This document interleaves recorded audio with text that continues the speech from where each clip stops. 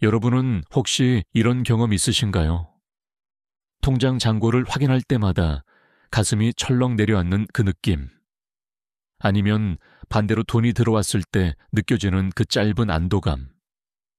마치 내 존재의 가치가 그 숫자에 달려 있는 것처럼요. 우리는 돈이 필요하다고 말하지만 사실 우리가 진짜 갈망하는 건 돈이 아닐지도 모릅니다. 돈 뒤에 숨겨진 무언가, 우리가 아직 마주하지 못한 내면의 공허함일 수 있습니다. 칼 융이라는 심리학자가 있었습니다. 그는 우리 마음속 깊은 곳에 우리조차 모르는 세계가 있다고 말했죠. 그 세계에서 돈은 단순한 종이나 숫자가 아닙니다. 돈은 거울입니다. 우리가 외면한 상처를, 채워지지 않은 욕망을, 인정받고 싶은 절실함을 비추는 거울이죠. 오늘 이 시간, 우리는 함께 그 거울 앞에 설 겁니다. 왜 우리는 돈에 집착하게 되었는지, 그리고 어떻게 하면 돈이라는 감옥에서 벗어나 진정한 자유를 찾을 수 있는지를 말이죠. 이건 단순히 돈을 버는 방법에 관한 이야기가 아닙니다. 이건 당신이라는 존재를 되찾는 이야기입니다. 우리 삶에서 돈만큼 강력한 힘을 가진 것도 드뭅니다. 돈은 우리를 움직이게 하고, 꿈꾸게 하고, 때로는 무너뜨리기도 하죠. 그런데 융은 이렇게 생각했습니다. 돈 자체는 문제가 아니라고요. 진짜 문제는 우리가 돈을 어떻게 바라보는가, 돈에 어떤 의미를 부여하는가에 있다는 겁니다. 생각해 보세요. 어떤 사람에게 돈은 자유이고 어떤 사람에게는 안정이며 또 다른 이에게는 권력입니다. 그런데 어떤 사람에게 돈은 끝없는 불안의 원천이 되기도 하죠. 같은 돈인데 왜 이렇게 다르게 느껴질까요? 그건 우리 각자의 내면에 새겨진 상처와 욕구가 다르기 때문입니다. 융은 우리 마음속에 의식적인 부분과 무의식적인 부분이 있다고 했습니다. 우리가 깨어있을 때 인식하는 생각과 감정, 그건 빙산의 일각에 불과합니다. 진짜 큰 덩어리는 물속에 잠겨 있어요. 바로 무의식이죠. 그리고 그 무의식 속에는 우리가 외면해온 감정들, 어린 시절부터 쌓여온 상처들, 사회가 우리에게 강요한 역할들이 모두 들어 있습니다. 돈에 대한 우리의 태도도 바로 거기서 시작됩니다. 예를 들어볼까요? 어린 시절 부모님이 항상 돈 걱정을 하시는 모습을 보며 자랐다면 어떨까요? 집안 분위기가 늘 무거웠고 뭔가를 사달라고 하면 한숨부터 나오셨던 기억. 그런 환경에서 자란 아이는 무의식 깊은 곳에 이런 메시지를 새기게 됩니다. 돈이 없으면 불행하다. 돈이 없으면 사랑받지 못한다. 돈이 없으면 나는 부족한 사람이다. 이런 믿음은 나이가 들어서도 사라지지 않습니다. 오히려 더 깊이 뿌리 내리죠. 그래서 어른이 되어서도 통장 잔고가 줄어들 때마다 어린 시절의 그 불안이 고스란히 되살아나는 겁니다. 반대의 경우도 있습니다. 부유한 가정에서 자랐지만 부모님이 너무 바쁘셔서 함께 시간을 보내지 못했던 경우요. 물질적으로는 풍요로웠지만 정서적으로는 텅 비어 있었던 어린 시절. 이런 아이는 무의식 속에 다른 메시지를 새깁니다. 돈은 있지만 사랑은 없다. 돈으로는 진짜 중요한 것을 살 수 없다. 그래서 어른이 되어서는 돈을 경멸하거나 아니면 반대로 돈을 더 많이 벌어서 부모님이 주지 못했던 그 무언가를 채우려고 필사적으로 노력하게 됩니다. 융은 이런 무의식적 패턴을 콤플렉스라고 불렀습니다. 돈 콤플렉스라고 할 수 있죠. 이건 단순한 습관이 아닙니다. 우리 존재의 깊은 곳에서 우리를 조종하는 힘입니다. 우리는 이성적으로 생각하고 합리적으로 판단한다고 믿지만 사실 우리 결정의 대부분은 이 무의식적 콤플렉스에 의해 좌우됩니다. 왜 필요 없는 물건을 사는지, 왜 돈을 쓸 때마다 죄책감이 드는지, 왜 아무리 벌어도 항상 부족한 것 같은지, 그 모든 것의 답은 무의식 속에 있습니다. 그런데 여기서 더 깊은 문제가 있습니다. 융은 현대 사회가 사람들을 내면과 단절시킨다고 봤습니다. 우리는 점점 더 밖으로만 시선을 돌리게 됩니다. 성공이 무엇인지, 행복이 무엇인지, 가치 있는 삶이 무엇인지를 외부에서 찾으려 하죠. 그리고 사회는 우리에게 명확한 답을 제시합니다. 좋은 차를 몰고 넓은 집에 살고 높은 지위에 오르고 많은 돈을 버는 것이 성공이라고요. 우리는 그 기준을 받아들입니다. 의심 없이요. 그렇게 우리는 페르소나를 쓰기 시작합니다. 페르소나는 융이 사용한 용어인데요. 원래는 고대 그리스 연극에서 배우들이 쓰던 가면을 의미합니다. 우리도 사회 속에서 살아가기 위해 가면을 씁니다. 직장에서의 나, 가족 앞에서의 나, 친구들과 있을 때의 나, 모두 조금씩 다른 가면이죠. 이건 자연스러운 일입니다. 문제는 그 가면을 진짜 나라고 착각할 때 시작됩니다. 돈을 많이 버는 사람, 성공한 사업가, 인정받는 전문가, 이런 페르소나를 쓰고 살다 보면 어느새 진짜 내가 누구인지 잊어버리게 됩니다. 내가 진짜 원하는 게 뭔지, 내가 진짜 행복한 순간이 언제인지, 내 영혼이 진짜 갈망하는 게 무엇인지를 모르게 되는 거죠. 대신 우리는 외부의 평가에 집착하게 됩니다. 다른 사람들이 나를 어떻게 보는가, 내가 얼마나 많이 가졌는가, 내 사회적 위치가 어디인가, 이런 것들이 나의 정체성이 됩니다. 그리고 이 순간 돈은 더 이상 생활의 수단이 아니게 됩니다. 돈은 나의 정체성이 되고 나의 가치를 증명하는 도구가 되며 내가 살아있다는 증거가 됩니다. 융의 말을 빌리자면 우리는 돈에 신성을 부여하는 겁니다. 마치 종교처럼요. 돈이 우리를 구원해 줄 거라고, 돈만 있으면 행복해질 거라고, 돈이 우리의 불안을 없애줄 거라고 믿게 되는 겁니다. 하지만 이건 착각입니다. 위험한 착각이죠. 왜냐하면 돈은 결코 우리 내면의 공허함을 채워줄 수 없기 때문입니다. 아무리 많이 벌어도, 아무리 높은 지위에 올라도 그 밑바닥에 있는 불안과 외로움과 무가치함은 사라지지 않습니다. 오히려 더 커질 수 있어요. 왜냐하면 우리는 점점 더 진짜 나와 멀어지고 있으니까요. 겉으로는 성공한 것처럼 보이지만 속은 텅 비어 있는 상태. 융은 이런 상태를 영혼의 상실이라고 표현했습니다. 그리고 이런 상태가 지속되면 우리 안에서 뭔가가 반란을 일으키기 시작합니다. 융은 이것을 그림자라고 불렀습니다. 그림자는 우리가 부정하고 억압한 모든 것들입니다. 우리가 나쁘다고 여겨서 숨긴 감정들, 사회가 용납하지 않아서 묻어둔 욕망들, 진짜 나의 모습이지만 인정하기 두려워서 외면한 부분들이죠. 그림자는 사라지지 않습니다. 오히려 어둠 속에서 더 강해집니다. 그리고 언젠가는 우리 의식 세계로 튀어나와 우리를 놀라게 하죠. 돈에 집착하는 사람의 그림자는 어떤 모습일까요? 그건 바로 우리가 애써 부정해온 나약함, 불안, 수치심, 무가치함입니다. 우리는 돈을 많이 벌어서 이런 감정들을 덮어버리려 합니다. 마치 갑옷을 입는 것처럼요. 하지만 그림자는 계속 속삭입니다. 너는 충분하지 않아. 너는 사랑받을 자격이 없어. 너는 언젠가 모든 것을 잃을 거야. 그래서 우리는 더 많이 벌어야 한다고 생각하게 됩니다. 더 많이 모아야 한다고, 더 높이 올라가야 한다고요. 하지만 이건 끝없는 경주입니다. 결승선이 없는 경주요. 융은 진정한 치유는 그림자를 통합하는 것에서 시작된다고 했습니다.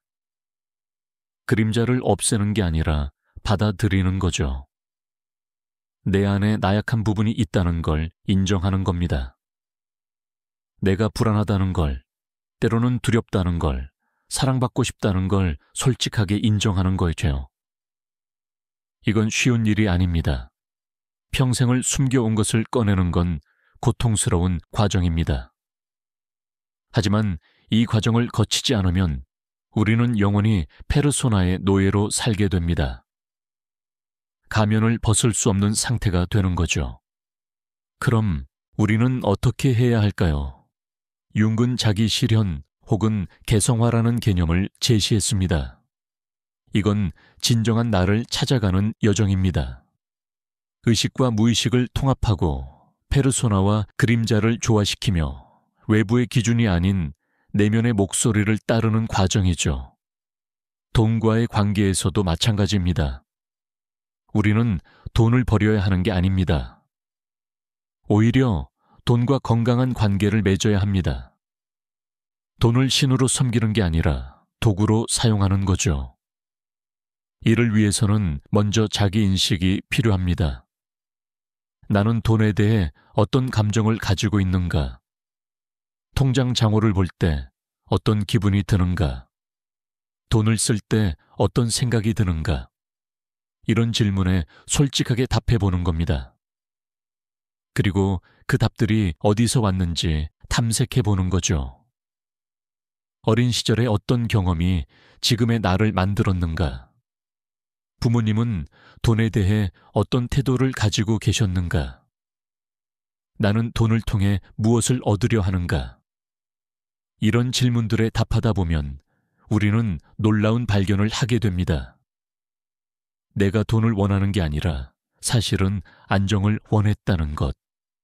내가 부자가 되고 싶은 게 아니라 사실은 인정받고 싶었다는 것.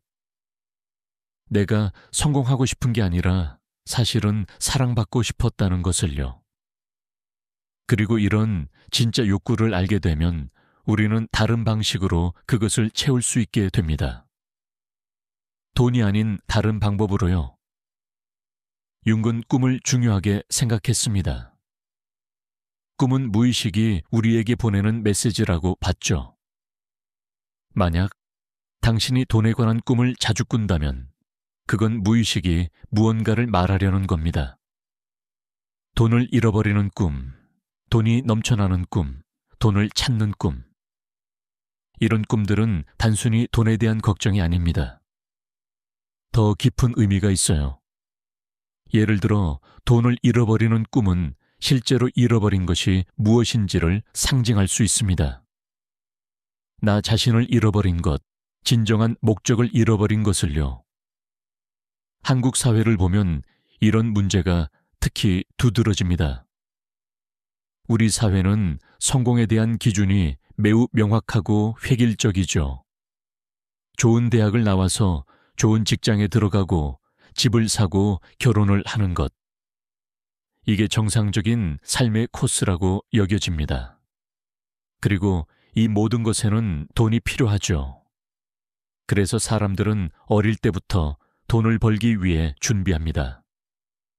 좋은 성적을 받아야 하고 스펙을 쌓아야 하고 경쟁에서 이겨야 합니다. 이런 과정에서 정작 내가 누구인지, 내가 무엇을 좋아하는지, 내가 어떤 삶을 살고 싶은지를 생각할 시간이 없습니다. 그리고 그렇게 살다 보면 어느 순간 공허함을 느끼게 됩니다. 융은 이것을 중년의 위기라고 불렀습니다. 보통 40대에서 50대 사이에 찾아오는 이 위기는 단순한 노화의 문제가 아닙니다. 이건 영혼의 외침입니다.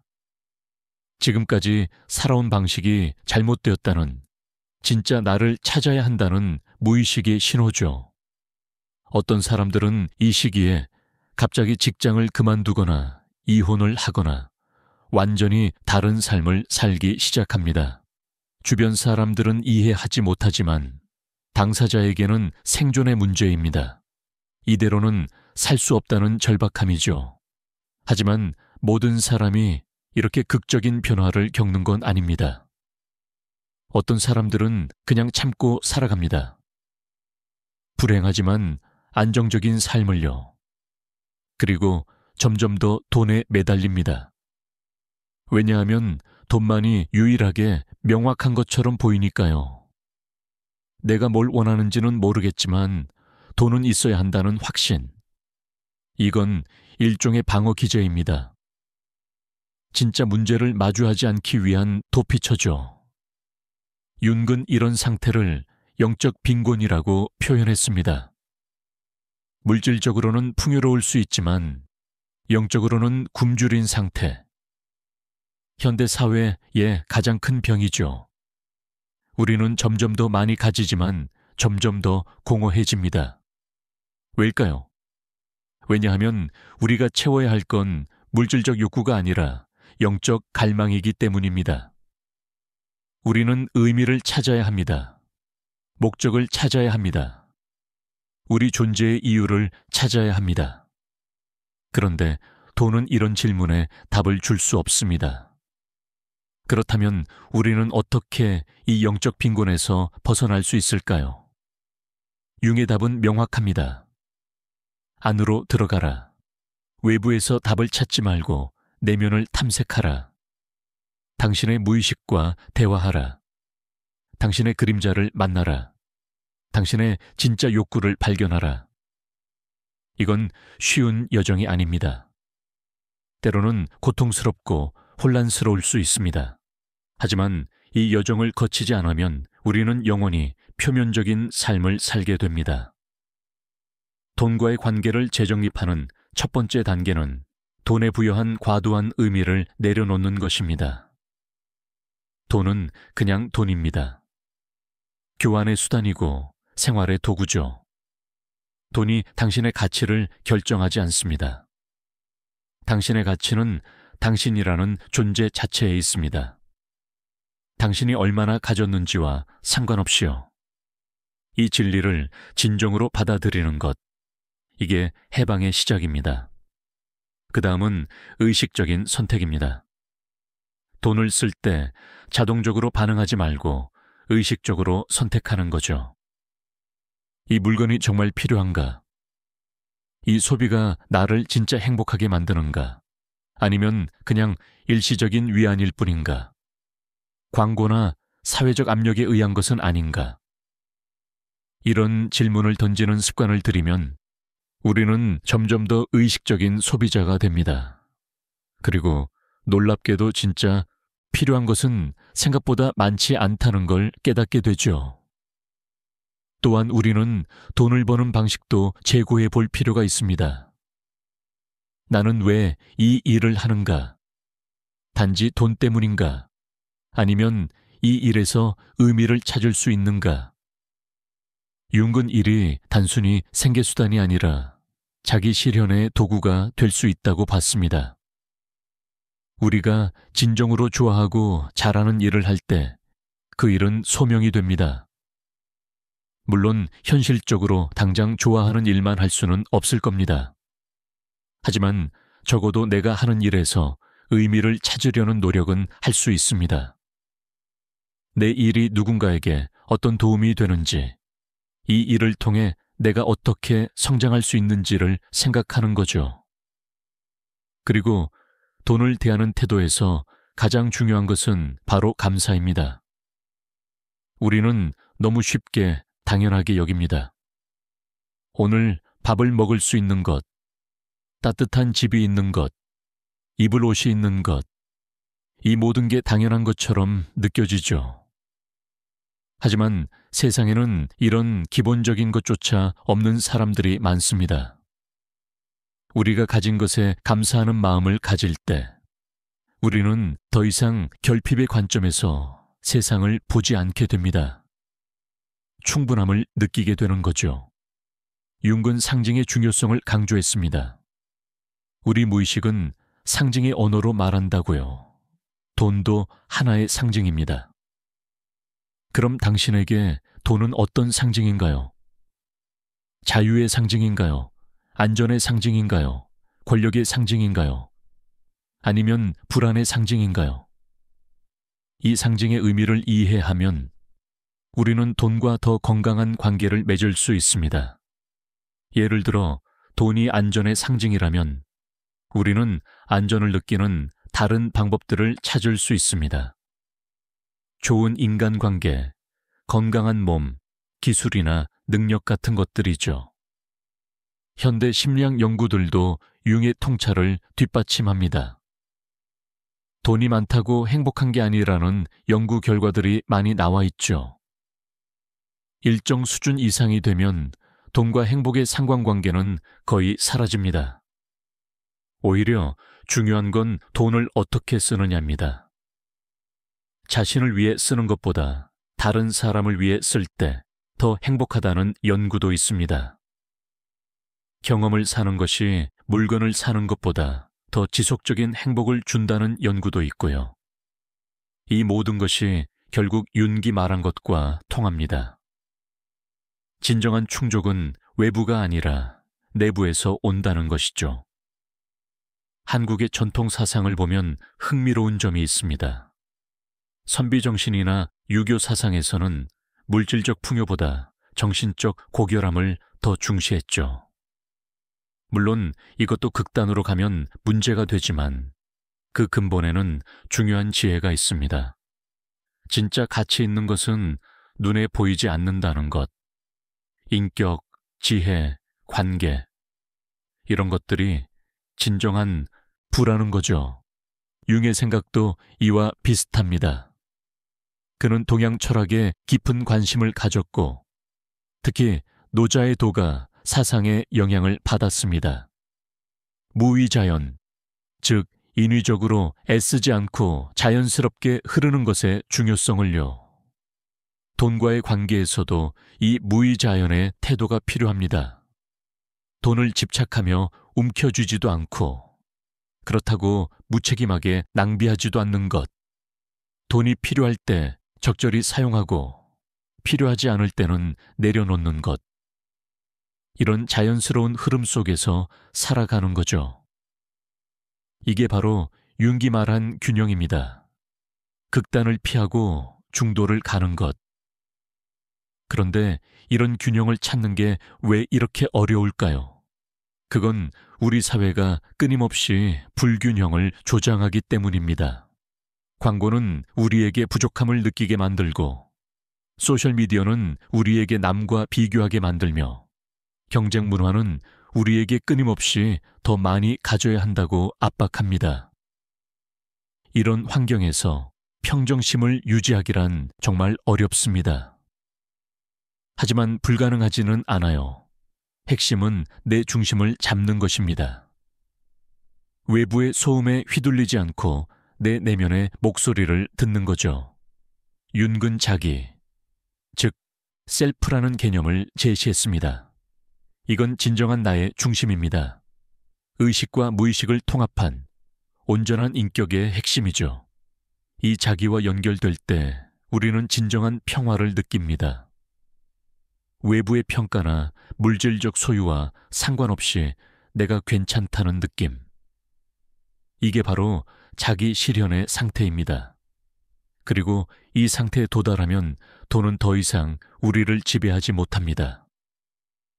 돈은 그저 도구로 돌아오는 거죠. 물론 이 여정은 하루아침에 이루어지지 않습니다.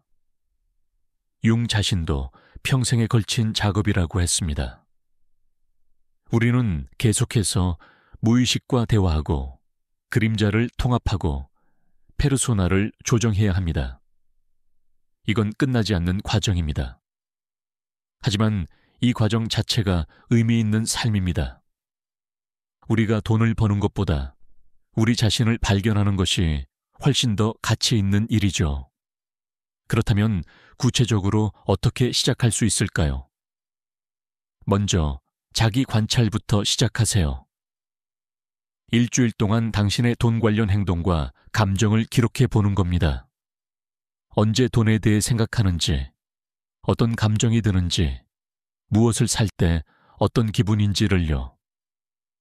이런 기록을 보다 보면 패턴이 보입니다.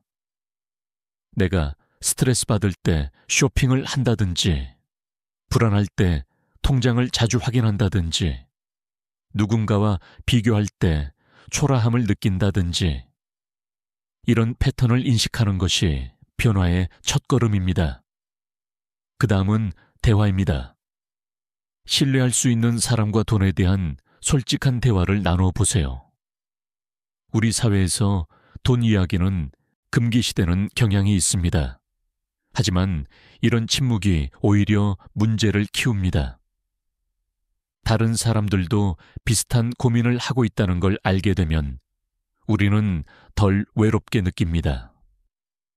그리고 다양한 관점을 듣다 보면 우리 생각도 유연해지죠. 명상이나 성찰의 시간도 중요합니다. 하루에 몇 분이라도 조용히 앉아서 내 마음을 들여다보는 시간. 이 시간 동안 우리는 무의식의 목소리를 들을 수 있습니다. 처음에는 아무 생각도 안 날 수 있습니다. 하지만 꾸준히 하다 보면 점점 더 깊은 통찰이 옵니다. 내가 진짜 원하는 게 뭔지, 내가 두려워하는 게 뭔지, 내가 회피하고 있는 게 뭔지가 보이기 시작하죠. 책을 읽는 것도 도움이 됩니다. 융의 책들은 어렵지만 천천히 읽다 보면 많은 깨달음을 줍니다. 자서전이나 회고록 같은 것도 좋습니다. 다른 사람들이 어떻게 살았는지, 어떤 고민을 했는지를 보면서 우리는 우리 삶을 돌아볼 수 있습니다. 특히 말년에 쓴 회고록들을 보면 흥미롭습니다. 많은 사람들이 인생의 마지막에 가서야 진짜 중요한 게 뭔지 깨닫거든요. 그건 돈이나 명예가 아니라 사랑, 관계, 의미 같은 것들이었다고 말하죠. 또한 우리는 소비 습관을 바꿔볼 수 있습니다. 충동 구매를 줄이고 계획적으로 소비하는 거죠. 무언가를 사기 전에 하루나 이틀 기다려 보세요. 그래도 정말 필요하고 원하는지 생각해 보는 겁니다. 대부분의 경우 시간이 지나면 그 욕구가 사라집니다. 그리고 진짜 필요한 것만 사게 되면 우리는 더 가볍게 살 수 있습니다. 물질적으로도 정신적으로도요. 기부나 나눔도 좋은 방법입니다. 융은 자아가 타인과 연결될 때 확장된다고 봤습니다. 우리가 다른 사람을 돕고 나눌 때 우리는 더 큰 전체의 일부가 됩니다. 그리고 이런 경험은 우리에게 깊은 만족감을 줍니다. 돈으로 무언가를 사는 것보다 훨씬 더 지속적이고 의미 있는 만족감이죠. 물론 기부도 자아 과시의 수단이 될 수 있습니다. 하지만 진심으로 남을 돕고자 하는 마음에서 나온 행동이라면 그건 우리 영혼을 풍요롭게 만듭니다. 자연과의 연결도 중요합니다. 융은 자연이 우리 무의식과 깊은 연관이 있다고 봤습니다. 자연 속에 있을 때 우리는 본질로 돌아갑니다. 복잡한 생각들이 가라앉고 단순한 존재의 기쁨을 느낄 수 있죠. 산책을 하거나 공원에 앉아 있거나 하늘을 바라보는 것만으로도 우리는 치유를 경험합니다. 그리고 이런 순간들은 공짜입니다. 돈이 전혀 필요 없죠. 진짜 소중한 것들은 대부분 그렇습니다. 관계에 투자하는 것도 빼놓을 수 없습니다. 융은 인간이 본질적으로 관계적 존재라고 봤습니다. 우리는 다른 사람들과의 연결 속에서 우리 자신을 발견합니다. 가족, 친구, 동료들과 진정한 관계를 맺는 것, 이게 진짜 부입니다. 돈이 많아도 외롭다면 그게 무슨 의미가 있을까요? 반대로 돈은 적어도 사랑하는 사람들과 함께 있다면 우리는 행복할 수 있습니다. 물론 최소한의 경제적 안정은 필요합니다. 하지만 그 이상은 관계의 질이 삶의 질을 결정합니다. 창조적 활동도 큰 도움이 됩니다. 융은 창조성을 무의식과 소통하는 중요한 방법으로 봤습니다. 그림을 그리거나 글을 쓰거나 음악을 만들거나 뭔가를 만드는 활동. 이런 것들을 통해 우리는 내면의 목소리를 표현할 수 있습니다. 꼭 잘할 필요는 없습니다. 중요한 건 과정 그 자체죠. 무언가를 창조하는 행위는 우리에게 존재의 의미를 줍니다. 우리가 단순히 소비하는 존재가 아니라 창조하는 존재라는 것을 느끼게 하죠. 봉사활동이나 의미 있는 일에 참여하는 것도 좋습니다. 융은 개인의 삶이 더 큰 전체와 연결될 때 진정한 의미를 찾는다고 했습니다. 우리가 사회에 기여하고 다른 사람들의 삶을 개선하는 일에 참여할 때 우리는 초월적 의미를 경험합니다. 이건 돈으로 살 수 없는 경험입니다. 오히려 돈 없이도 할 수 있는 가장 가치 있는 일이죠. 그리고 가장 중요한 것, 용기를 내는 겁니다. 사회가 정의한 성공의 기준에서 벗어나는 용기. 남들이 뭐라 하든 내 길을 가는 용기. 돈보다 의미를 선택하는 용기. 이게 쉽지 않다는 걸 압니다. 우리는 판단받을까 두렵고, 실패할까 두렵고, 외로울까 두렵습니다. 하지만 융은 말했습니다. 진정한 개성화는 용기 있는 자만이 이룰 수 있다고요. 대중의 길이 아닌 자기만의 길을 걷는 것, 이게 영웅의 여정이라고요. 우리 모두는 영웅이 될 수 있습니다. 거창한 모험을 떠날 필요는 없습니다. 일상 속에서 진정한 나를 살아가는 것, 그것만으로도 충분히 영웅적입니다. 돈의 유혹에 굴복하지 않고 외부의 압력에 흔들리지 않고 내 영혼의 목소리를 따르는 것, 이게 바로 현대의 영웅입니다. 그리고 이 여정에서 실수해도 괜찮습니다. 융은 완벽을 추구하지 않았습니다. 오히려 불완전함을 받아들이라고 했죠. 우리는 때로 돈에 집착할 수도 있고 물질적 욕구에 빠질 수도 있습니다. 그건 인간적인 겁니다. 중요한 건 그걸 알아차리고 다시 중심으로 돌아오는 거죠. 넘어지고 일어서는 과정, 그 자체가 성장입니다. 마지막으로 우리는 시간의 관점을 바꿔야 합니다. 돈을 모으는데 급급하다 보면 우리는 미래만 바라보게 됩니다. 지금은 참고 나중에 행복해지겠다는 태도죠. 하지만 융은 지금 이 순간의 중요성을 강조했습니다. 삶은 지금 여기서 일어나고 있습니다. 미래는 약속되지 않았습니다.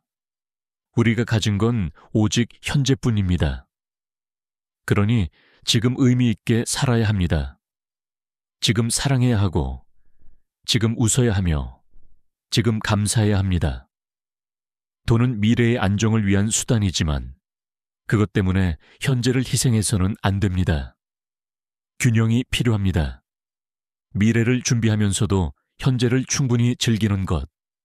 이게 지혜로운 삶입니다. 윤기 추구한 것도 바로 이런 균형이었습니다. 의식과 무의식의 균형, 개인과 집단의 균형, 물질과 정신의 균형. 돌이켜보면 돈 문제는 결국 우리 자신의 문제입니다. 돈이 문제가 아니라 돈을 대하는 우리 태도가 문제인 거죠. 그리고 그 태도는 우리 무의식 깊은 곳에서 형성된 것입니다. 그러니 진짜 해결책은 돈을 더 많이 버는 게 아니라 우리 내면을 탐색하고 치유하는 것입니다. 이게 융기 우리에게 전하는 메시지입니다. 오늘 이 이야기를 들으신 여러분에게 묻고 싶습니다. 당신은 돈의 주인인가요? 아니면 돈의 노예인가요? 당신의 가치는 통장장으로 결정되나요?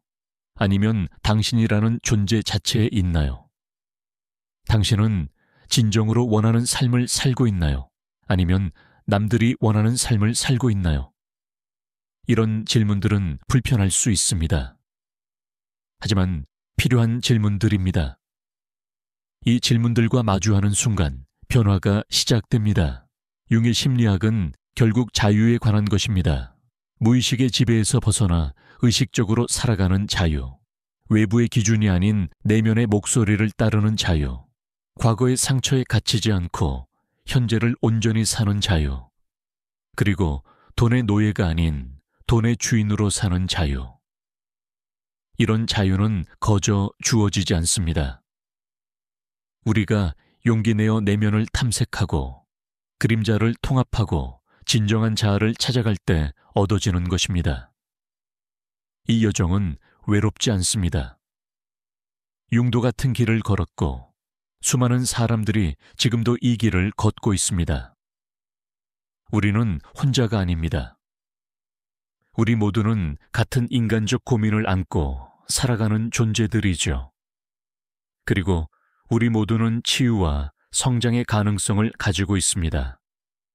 나이가 몇이든 처한 상황이 어떻든 우리는 변할 수 있습니다.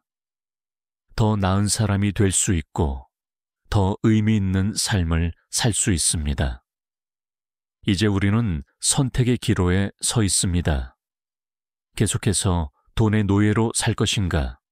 아니면 용기 내어 진정한 자유를 향해 나아갈 것인가? 외부의 성공을 좇을 것인가?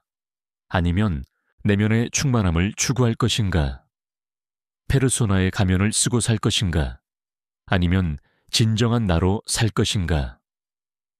이 선택은 당신의 것입니다. 누구도 대신 선택해 줄 수 없습니다. 하지만 이 선택이 곧 당신의 인생을 결정합니다. 돈을 위해 사는 삶과 의미를 위해 사는 삶은 전혀 다른 것입니다. 전자는 끝없는 갈증이고 후자는 깊은 만족입니다. 전자는 늘 부족하고 후자는 항상 충분합니다.